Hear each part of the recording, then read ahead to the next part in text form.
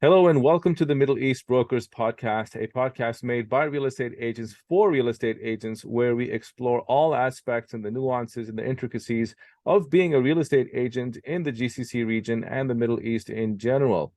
If you are new to the channel, welcome. We're really glad that you're here listening to this podcast. Make sure that you subscribe or follow, depending on the platform you are using to listen in. And if you are returning, welcome back. It's great to have you back here. And again, just a reminder, if you haven't already done so, please subscribe and follow. It really helps us and lets us know that what we're doing is something that you are interested in, so we can continue to bring more relevant content to you. Now, the Middle East is very interesting in the sense that the real estate profession is a profession very much in the evolution, unlike some of the European or Western regions in the world, where this is a very well-regulated and relatively mature profession. And there are very specific sort of guidelines and compliance and regulations that are governing this profession. Whereas in the Middle East, there are some regions that are a bit more mature on the spectrum of a regulated profession, while most are still sort of in that evolutionary process and ramping up the compliance and regulatory guidelines that will ultimately govern this profession. But one thing that is common around the world is that the real estate profession carries with it a stigma. Now, there are certain professions, that are sort of characterized by having stigmas in, stereotypes in people's minds, and real estate profession, unfortunately, is no exception to that. And there are sort of certain aspects of the profession that are sort of presenting challenges to those that are trying to succeed in this profession. And real estate agents, as professionals, help people buy and sell property. So this is very much a relationship-based business. It requires sort of the challenges and the nuances of on trying to succeed, just like any other entrepreneur would face as they establish and launch their business and want to grow their business. But real estate agents face very unique challenges in the form of stereotypes and myths and sort of the stigmas, as I said earlier, that are affecting the reputation of this profession. And whether directly or indirectly, it impacts the ability for the real estate agent to earn an income, right? I mean, depending on what area, what region or country you're from, or what culture you belong to, real estate agents sort of have this reputation of being dishonest or greedy, right? They'll say anything to get the sale, or they might even bend the truth, if not straight up lie, to make a deal. Which, I mean, it's important to know that not all real estate agents are created equal, right? There are those that are professional and adhere to the sort of the professional standards that maintain the integrity of the profession. There's also this myth that agents just work flexible hours, they work whenever they want to work. But the fact of the matter is, really, just like any entrepreneur who would try to establish a business from ground up and have it grow, it requires working very long hours, and that is very much true for the real estate profession, right? And let's not forget that being a real estate agent means accepting the unpredictability of income, right? We go through periods where there is no income, depending on how the market is running, depending on how the economy is doing. We go through periods where it's slow, and we could go weeks or months, quarters even, where we don't have any income, any commission check coming in.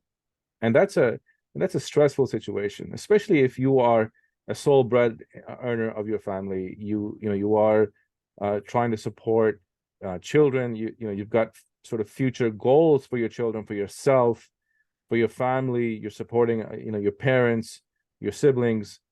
In any of those scenarios, these can be very, very stressful, and it can become quite an emotional sort of roller coaster for some of these agents, and that's an acceptance, that's a reality that real estate agents have to accept.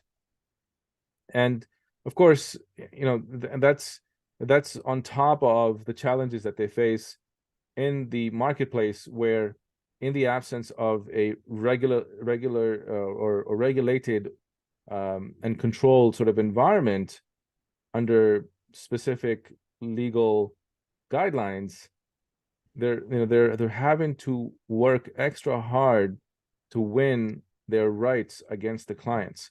Now, we are fortunate to have a very special guest on our show here today, who has recently embarked on this journey after having spent a considerable part of their career in the corporate world, and are now in the transition where they are pivoting in towards becoming a real estate agent and sort of immersing themselves in the real estate domain.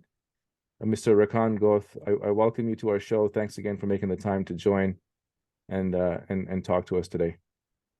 Thank you very much for having me, and it's always exciting to have these podcast sessions with you, Amran, especially knowing what we intend to achieve, which is support the up-and-coming real estate brokers in the region. And let's get it started. Yo, absolutely. Yeah. And that's the objective here. But for the benefit of our listeners, I would love for you to just give us a little bit of a brief in terms of, who you are and what sort of journey you've had as far as your career is concerned. And then how did you, or at what point did you realize that this would be a viable option for you to pursue? Well, I started off graduating as an accountant, and I joined E&Y and PwC, which are both external auditors, for a year or so. And then I moved into startups, and I started off with an airline, a local coast carrier, in the accounting and finance department. And then I moved to work in a financial platform that supports investments and people who would like to invest. And then I moved to internal auditing in Saudi Aramco. And then I moved into continue being an auditor at a local hospital in Riyadh. And all of these, all the time that I spent in my career, I think I've managed to get certain caliber and certain skills that would support me in this profession. And knowing the demand, and knowing, as you said in the beginning, that the market is still not mature in this region. So I think there is a big opportunity for people who are also well taken care of within the corporate realm to actually try and pursue this on the side even until they can make a decision to pursue it in full aspect. So you saw an opportunity there, and was it an event that happened in your life, or I mean, what happened where you saw an opportunity and you decided to pursue? Well, what happened is, I said it in the previous podcast, was just being in touch with my close friend and mentor, Abdullah Abdul Qadir, and him letting me know about the real estate broker lifestyle that I saw it in him. Like he was representing a real estate broker lifestyle. And I thought that's something I should be pursuing because it's a good lifestyle, and it gives you financial freedom and time freedom as well, which gives you a better quality of life with your family, with your loved ones. So that's really the main reason. And the fact that he himself said, Rakan, you can do it. I'm sure you can do it. I have other guys who are less qualified, who haven't been in any corporate background, and they made it. So, and then comes the opportunity of EXP through you in Canada, and you told me about EXP, and things clicked. Like I couldn't believe that, and it makes a lot of sense that a new platform on the cloud is coming in, and it's a paradigm shift for the real estate industry. And I saw That's it. right. I saw what Uber did to the taxi industry. I saw what Booking did to the travel industry. So yeah, that's when I thought I have to pursue this, especially um, what adds also to the point is EXP is built on a structure that forces all the whoever in the network of the real estate broker to actually work together to transform knowledge and information and be supportive. So if you just have the commitment and you're open to learn, you have all the resources to make you successful. Absolutely. Yeah. And I just to build a little bit more context to what you're saying, we mentioned Abdullah Abdulqadir's name. Abdullah, if you're listening, hey, what's up, brother? We can't wait to have you join us here very soon as He well. promised that he'll be on the next one. Excellent. That's going to be a very special episode indeed. Can't wait to have you on. So yeah, EXP, I mean, I started off in Canada and now we're in Dubai, and it's only a matter of time when EXP is going to be in Saudi Arabia as well. That's not a statement that represents EXP's plans. That is my own personal wish, if you will. And I've got the eye for innovation, which is why I joined EXP, and it has completely changed my life. But you're absolutely right, right? I mean, you nailed you hit the nail right on the head with the statement that you saw an opportunity in building a lifestyle that is attractive to you, right? And I talk to a lot of agents all over the world, and besides the obvious that yeah, they want to help people, they want to be a part of that effort to make people's lives better, when you dig deeper a little bit, you realize ultimately it's really about two things. They want to have financial freedom, and they want to have a lifestyle. They want to create a lifestyle that they can love living. And real estate indeed is that channel that can get you to that destination very, very quickly if you do it right. However, I do want to mention something, that you have an amazing background, a wealth of knowledge in the domain that you've come from the corporate world and your education. However, that is the beauty of the real estate career, right? And the career of a real estate agent, where you don't have to have that, stacked up level of education.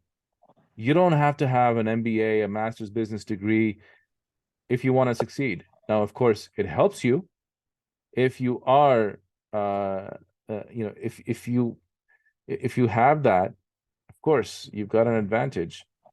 But is it an advantage that you absolutely need? No. I know plenty of real estate agents that have done amazing without any of those decorated degrees or diplomas or qualifications, right? What you need is a passion, and you need a strategy, because this is ultimately a business. And when you are a real estate agent, you have to operate yourself like a business. Now, without getting too far off track, coming back to what we're talking about in today's episode is the barriers to entry, besides the obvious, which is, you have to have a license, and, if there's any exam that you have to pass, there are certain costs that you have to think about. initial upcoming or initial ongoing cost, or initial one-time costs, and then ongoing operating costs. Besides all of those, there is an emotional barrier as well.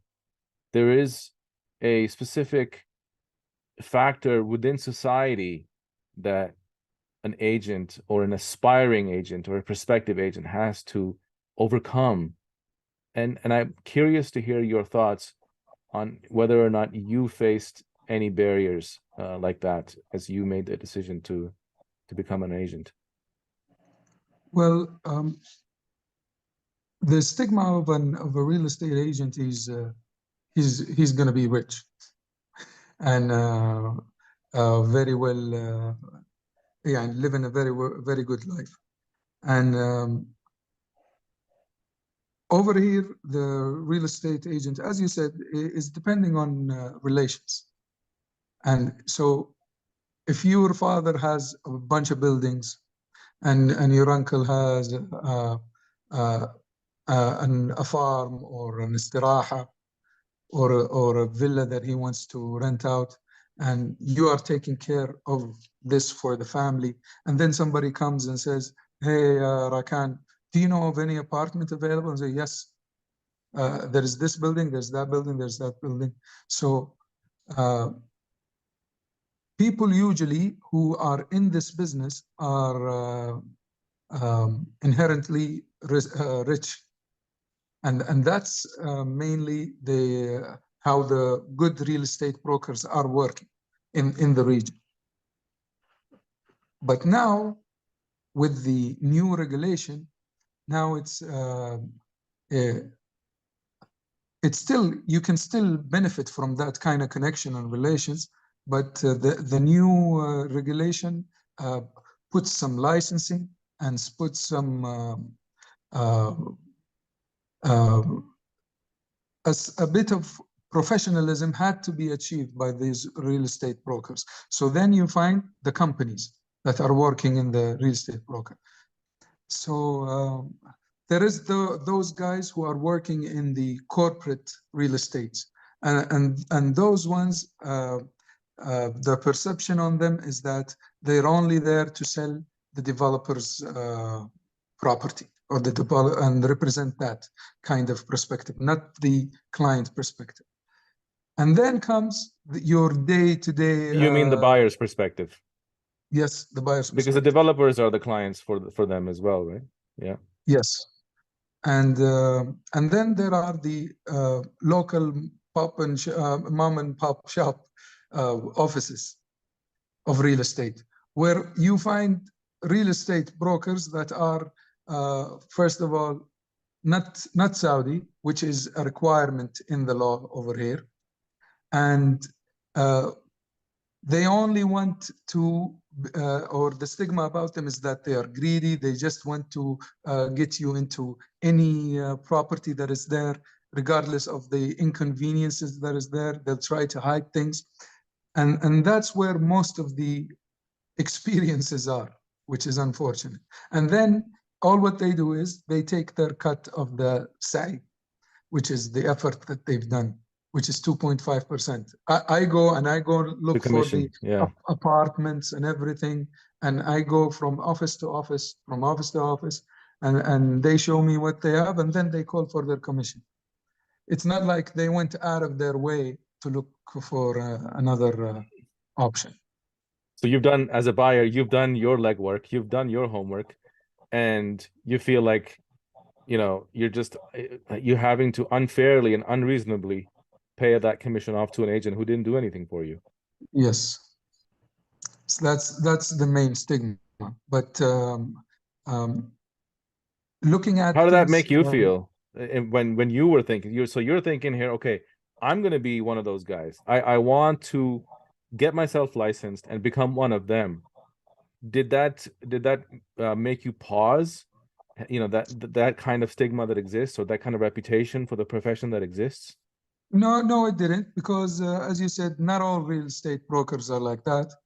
And as well, knowing that the new regulation is coming, and there is a new transformation happening to the real estate industry. There are new companies now launched by PIF, the Public Investment Fund, that will take care of real estate investment.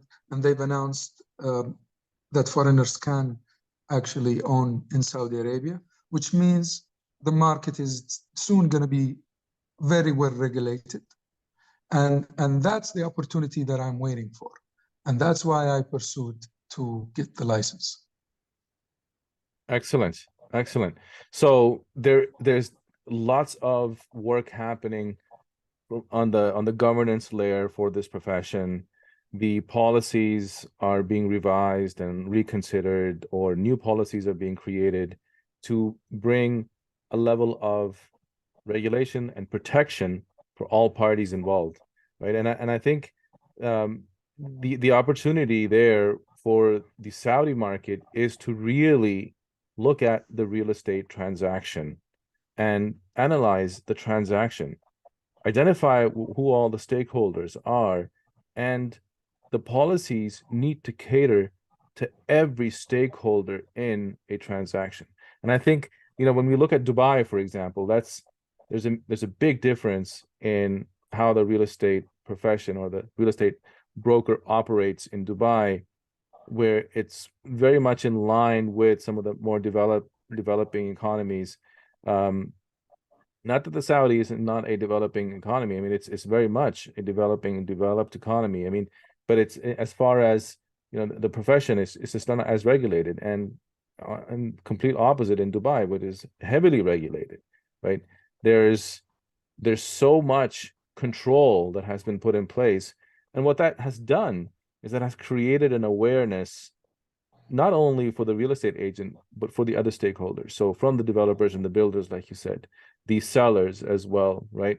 So that awareness in turn has driven a certain degree of respect for the profession, because we know that there are laws that are governing this. Even to secure the rights of those stakeholders. Like, can you imagine that a lot of the new and happening real estate brokers, which are coming up with the new social media platforms. Like, I know a lady who is on YouTube. She has a channel, and she goes from property to property to mention how good it is, to show, she's basically marketing those properties, but with the facts, what she sees on the ground, what are the phone numbers, how much is the price, what is the square meters. She showcases the floor plans and all, and puts her opinion on, I think this is a really good house for a four people family, or 5 people family. And at the end of the video, she says, please, if you do complete that transaction with this developer, don't forget me from my commission. But so you're saying she doesn't have a relationship with the builder, with the developer? There's nothing official. No, not the developer. Taking it upon herself.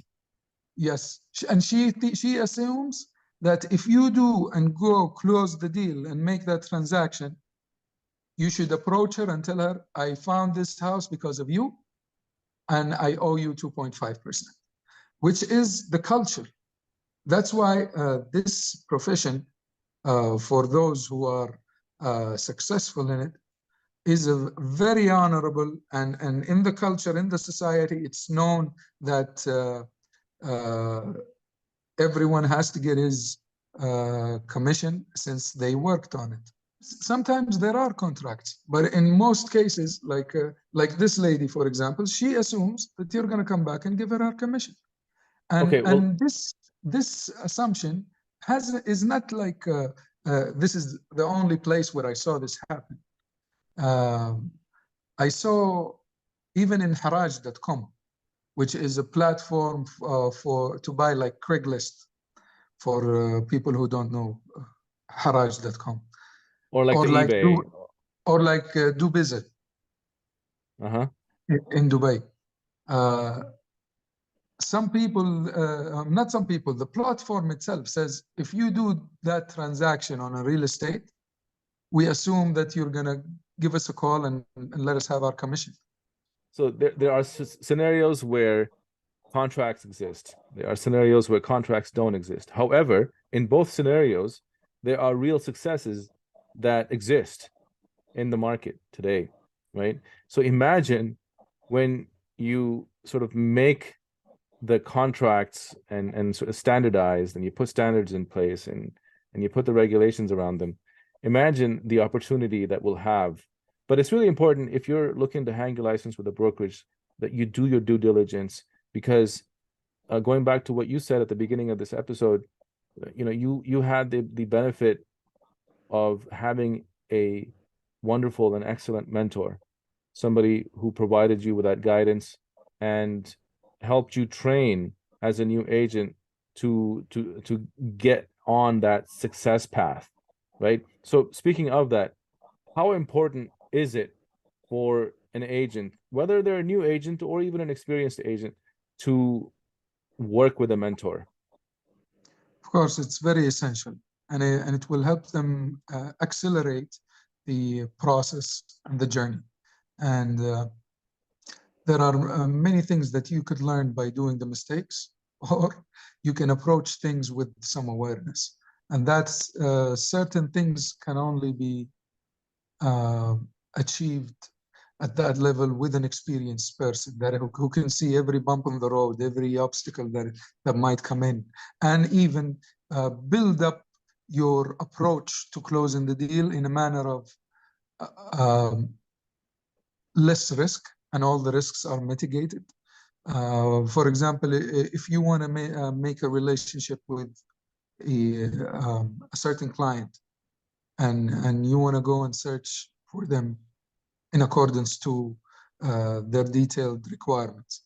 If you didn't have the right process of gathering the information initially, then you might be ending up being inefficient and getting things that are not up to par, or not even being able to know if you have a real client or a guy who just wants you to run and do errands for him, and then he goes Right. somewhere else.